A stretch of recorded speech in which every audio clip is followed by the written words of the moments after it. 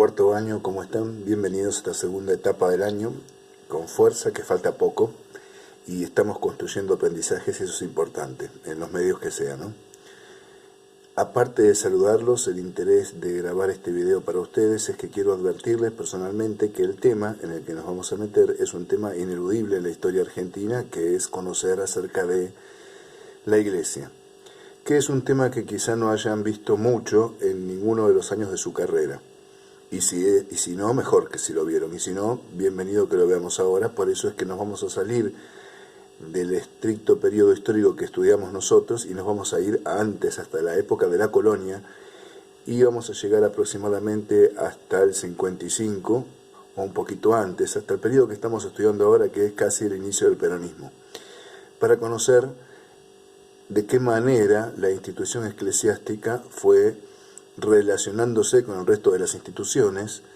y cómo fue reacomodándose en las diferentes circunstancias históricas que hemos atravesado, no solamente la Argentina, también el mundo, porque esto se estudia en contexto. Vamos a hablar un poco, entonces lo que yo quiero aclarar es que es una mirada crítica a la institución Iglesia, que nada tiene que ver con el respeto de la fe católica que puedan tener todas las personas que sean católicas. Esto es algo privado, que profesar la fe que uno quiera, y nadie tiene derecho a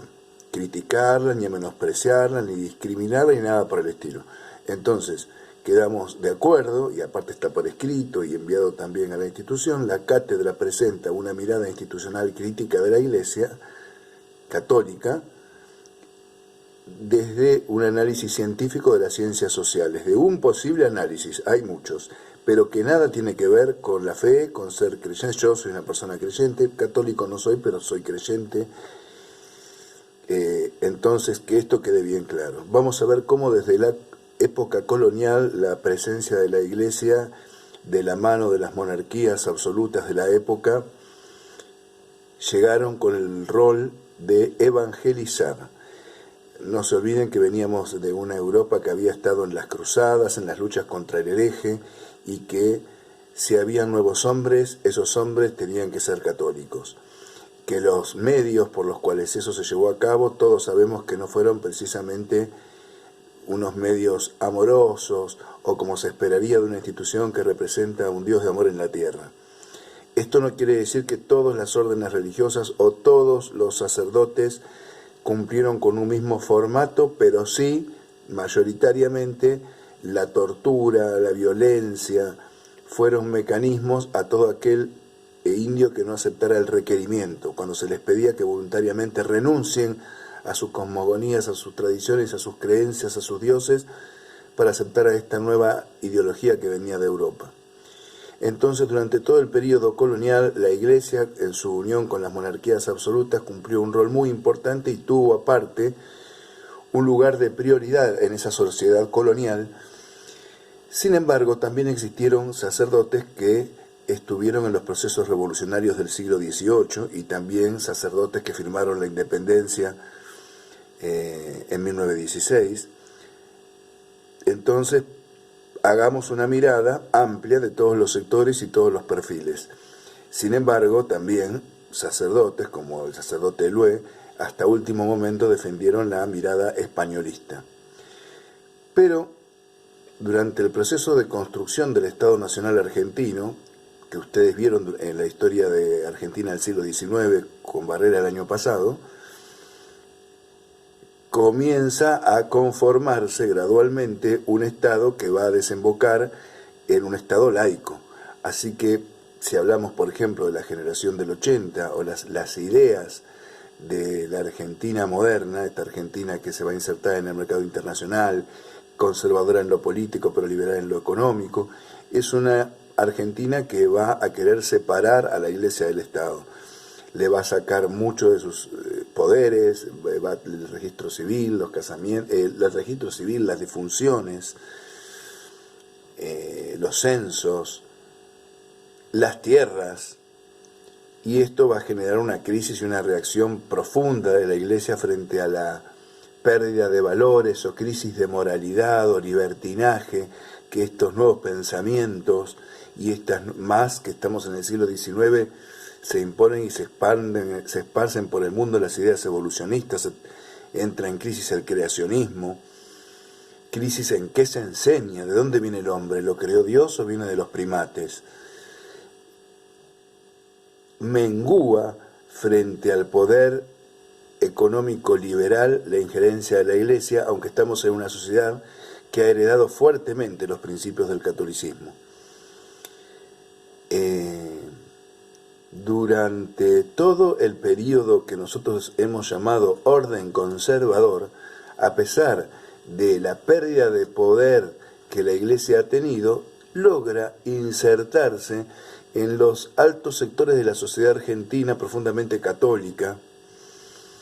también en grandes sectores de los militares, con una alta estima de lo católico,